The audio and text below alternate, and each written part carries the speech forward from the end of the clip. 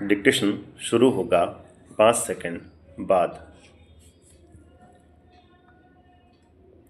उपाध्यक्ष महोदय, आप जानते हैं कि इस विधेयक पर आजकल जो बहस हुई है उसमें हमने पूरा विरोध किया है और इस संबंध में अपने तर्क पेश किए हैं।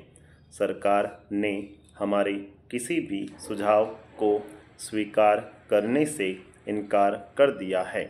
जहां तक इस कानून को अमल में लाने का संबंध है, केंद्रीय सरकार पूरे तौर पर राज्य सरकारों पर निर्भर है। मंत्री महोदय ने कहा है कि कई सूबों ने इस बारे में सहयोग देने का आश्वासन दिया है, लेकिन मैं जानता हूं कि कई सूबों ने इस कानून का बहुत सख्त विरोध भी किया है। उनका कहना है कि केंद्रीय सरकार को किसी भी तरह सहकारी क्षेत्र की संस्थाओं के संबंध में अपने अधिकार को प्रयोग करने का प्रयास नहीं करना चाहिए। पैरा। इस सुझाव को पेश करने में मेरा खास मकसद यह है कि अगर सरकार ने इस विधेयक को अमल में लाना ही है तो फिर यह विधेयक सारे देश में एक साथ अमल में आए और यह तमाम सहकारी बैंकों या सहकारी संस्थाओं पर एक साथ लागू हो, वरना जिस सूबे की सरकार यह मान लेती है कि इस विधेयक को वहां पर अमल में लाया जाए, वहां की सहकारी बैंकों को प्रीमियम देना पड़ेगा। इसका परिणाम यह होगा कि यह नया बोझ उस सूबे के बैंकों पर नहीं पड़ेगा जिसकी सरकार इस विधेयक को मानने से इनकार करती है। पैरा। मेरे इस सुझाव को स्वीकार करने का यह भी लाभ होगा कि अगर केंद्रीय सरकार यह चाहती है कि इस कानून को किसी भी हालत में अमल में लाना चाहिए और सहकारी बैंकों में पैसा रखने वाले लोगों को तत्काल कानून का संरक्षण देना चाहिए, तो उस पर भी यह बंधन रहेगा कि चूंकि उसने इस विधेयक को 1 साल में अमल में लाना है, इसलिए यह जल्दबाजी करके इस विधेयक को पूरे देश पर एक साथ अमल में ला पाएगी। नेक्स्ट।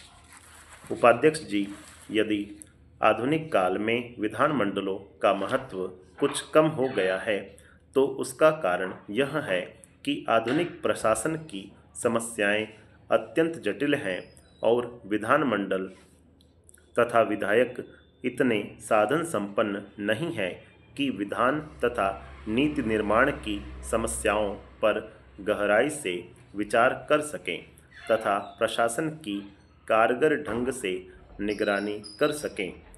इसलिए यह मांग सर्वथा उचित है कि सचिवालयों की सेवाओं को उपलब्ध कराने की व्यवस्था अनिवार्य रूप से सरकार की ओर से होना चाहिए।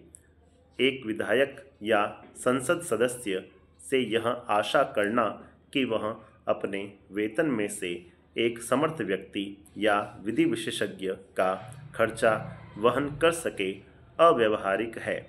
विधानसभाओं और संसद के सचिवालय पर सामूहिक रूप से प्रत्येक सदस्य का अधिकार होना चाहिए, चाहे वह शासक वर्ग का हो या विरोधी दल का। इस सिलसिले में आयोजित गोष्ठी में एक सदस्य ने यह भी सुझाव दिया है कि सदस्य केवल विधेयकों की भूमिका दे और इस ढांचे को भरने का पूरा उत्तरदायित्व सचिवालय ले, मगर सचिवालय पर इतना निर्भर रहना भी कालांतर में निर्वाचित प्रतिनिधियों के अधिकारों को कम करना होगा। विराम। पैरा।